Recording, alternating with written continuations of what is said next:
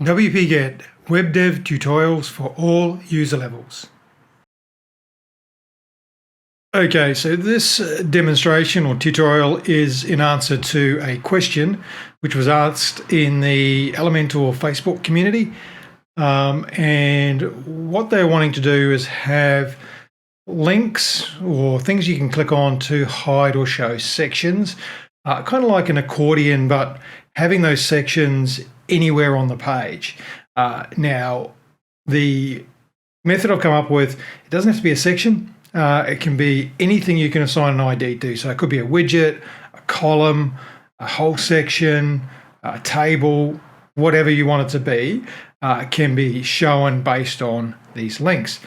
So the example here is if I click Show Section 1, I get this section here shown, and I've got a text box just below that.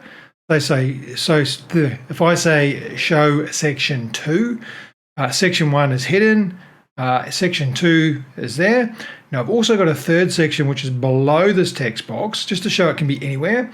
If I click on Show Section 3, text box is at the top, and I've got Section 3 being visible. So it's kind of like an accordion, but these sections, widgets, columns, whatever, can be anywhere in the display. So I could have Section 1 up the top here, Section 2 down the bottom, Section 3 on the side here. There could be 3 different widgets, columns, sections, whatever you want. And this is just a simple way to do it. Now there is a little caveat that I found, and the first thing I did was with these links, I was using the href as a hash.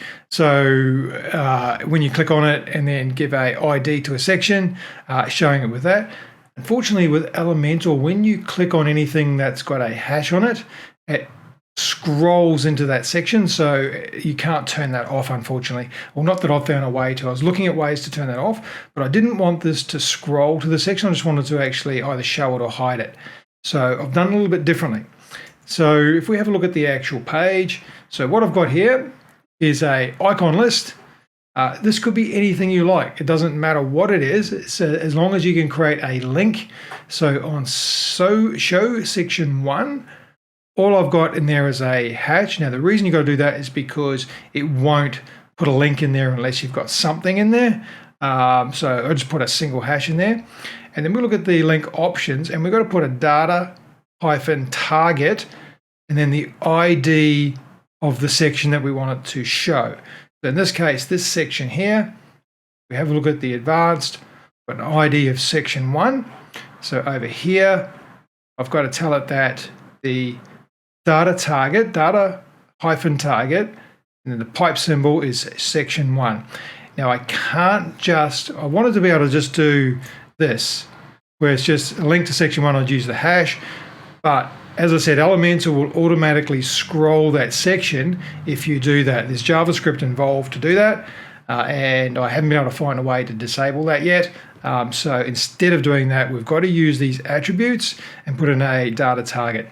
So if I look at Section 2, again, a link of a hash, and I've got data target is pipe, and then Section 2, and number 3, again, the data target is a pipe, and then Section 3. So that's pretty much what we have there. And then each of these, you have Section 1, Section 2, oops. So Section 2, and then Section 3. All right, now, the other things we've got to look at is the for the JavaScript code to work, I need to know where are my triggers, and I need to group these sections here, so that when I click on one of these, it hides all of the others in that group. And the way we do that is we have a target, I've called it click to show triggers, so which you can set up multiple groups. So you might have this having a different name. This could be click to show, I don't know, people, click to show services, whatever it is. As long as you have a class that you put there, and that's your triggers, and then on each of these target sections, you give that a class as well. Now, this is up to you what you call it. So because I've called this one target section group, the next one here So it's section 2. I've called it target section group, and also this section down here, I've called that target section group. So if we had a second set of triggers and targets, we just give them a different group name here and give the triggers a different trigger name there. Okay, so that's pretty much how that works. Now, the JavaScript. I'm going to put this in the tutorial description so you don't need to retype all this. So what I've done first, I've created a class called Click to Show Group. And I've got two properties that I'm passing in, which is the trigger selector and the target selector.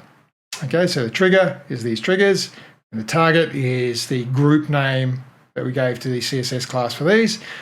All right, so what we're doing is storing those two on this particular object. We get a collection from the target selector, so all of these targets as a collection. And the reason we have that there is down in the hide all, we iterate through all of them and we remove the class show so that they're hidden. Okay, and we've got some CSS to go with this as well. All right, and then for each of the triggers, we also remove the class show, so each of these. All right, and then we want to initialize our triggers. And so we're calling this method here. And this is basically the trigger collection, finding all the A tags or anchor tags on that selector. So that's the class is given to this whole group of selectors here. And we want to look for the A tags or anchor tags. And then we want to iterate through each of those and pass the anchor in as the property. Now, if we have set our target, so data target, in JavaScript, you read this as dataset target. We'll read the data-target property. And we're going to add an event listener of click, prevent the default behavior, because we just want it to show. We want to get our current target, so which one was actually clicked. And we're going to hide everything. So hide all, take the show off all of the target elements and off the trigger elements. And then we want to show the target based on the target that's set on it. So the show target down here, basically the query selector, look for the ID of target. So in this case, it'd be section 1, so it'd be hatch section 1, hatch section 2, etc. And we want to add the class of show. So click the button, find what the target is, call the show target with that target, and then add the class show to it. We then want to go through all of our data target attributes that have the target. So data target having section 1, for example, add the class show. Section 2, add the class show, depending on what was clicked. That's pretty much, we want to add it to both of these so that we can apply some styles up in here. All right, so that's our class. The reason we do this as a class is so we can have multiples. So on the same page, what I'm doing here, I'm saying I'm going to click group equals new click to show group. My selectors, click to show triggers. So that's the class that I gave to this list here. My group of targets. So the class I gave to this group of targets here. And that's all we do, new one of those. If I wanted another one of these, with a different, on the same page with a different, I'll call that click to show, I don't know, people, triggers, and target section people. All right, now if I have another set of anchors up here with the class name on that of click to show people triggers, and then the target of have target sections or widgets or columns with the class target section people, that would create a second group of triggers and targets. That's pretty simple once you get to that point. All right, so that's pretty much the JavaScript. Now the style. So any anchor, so that's got the show on it. We could target this if we wanted to. If we only wanted this to apply to the triggers here, we could get this class here. We could stick it in we can put that in click to show triggers, then anchor with show. if we only wanted that to apply to that particular group. So you can add these class rules as you want. I'm just going to apply to everything. And we're going to set the font size to 1.3 rem. I've set important because with these icon lists, there's a rule that will override that unless we get more specific. I'm going to set the color to green. Now, here's a tricky bit here. So I'm looking at body with not elements or editive active. We want to then target the group, target selection group, so that the group that we're targeting. And if it hasn't got the show class, we want to set the display to none and the opacity to 0. Now, the reason we've done this is because we want to see all of these sections in the editor, otherwise it gets really difficult. Whereas in the front end, we don't want to see the hidden ones. So by adding this body not element or editive active, that's only going to apply this rule in the front end, but not in the editor. So we can still see our sections we're editing. All right, and then we're basically the same rule, except for when we've got a class of show added to it. We want to call our animation with show fade in over 0.6 seconds. Show fade in goes from opacity of 0 to opacity of 1, and we probably should set that to display block as well. Something I missed before. Okay, so basically that's it. So the JavaScript is we click on one of these, it gets the data target attribute from it. It then finds the group that it belongs to, hides all of the elements that are in that group, finds the element with the target, and shows it over 0.6 seconds by fading it in. So that's pretty much it. Now, it's going to just update that, refresh this page. There it is there. So I click on section 1. I'm getting the green with 1.3 rem because I've got the show class on it. Let's have a look at the actual code here.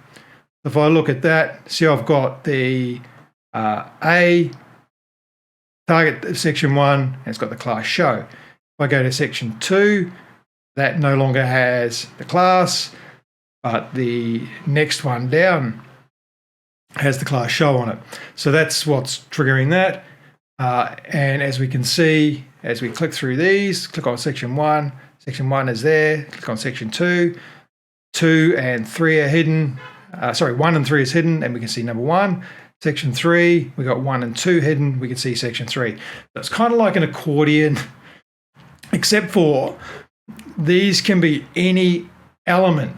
This could be a widget, this could be a column, this could be anywhere on the page. We could have these all over the editor, and these links here would still hide that group and show only the one that we actually want.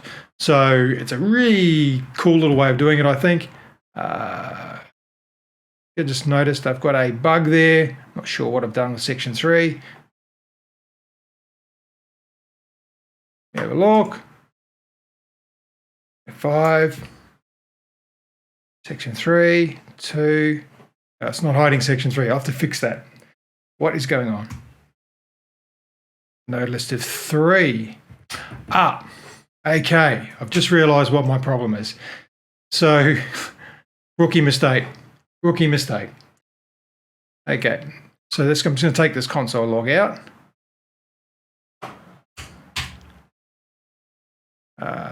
Okay.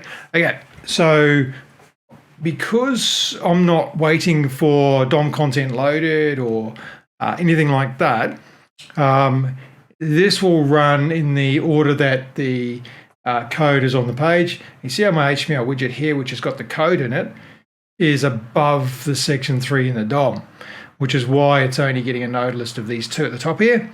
So I can do one of 2 things here. I could actually grab that JavaScript and I could stick it further down here. So it's down the bottom. That will solve my problem. Okay, now if I go here now, if I got section 3, 2, 1, problem solved. Okay. The other way you can do this, let's say we want this code to be right at the top of the page. So it's right up there. Now, this code's not going to work at all. If I hit the update now, and do a Control F5. See, none of this works at all. And the reason for that is because the sections don't exist and this target doesn't exist when the code runs. The code's sitting at the top of the page. So my mistake was that I put the code in the middle and then I moved some sections around. So a better way of dealing with that, so you don't have to worry about where this sits in there, is to wrap your initialization in a document. Where are we? So I'm just using D for document. So I can just put a, replicate that with a d.add event listener.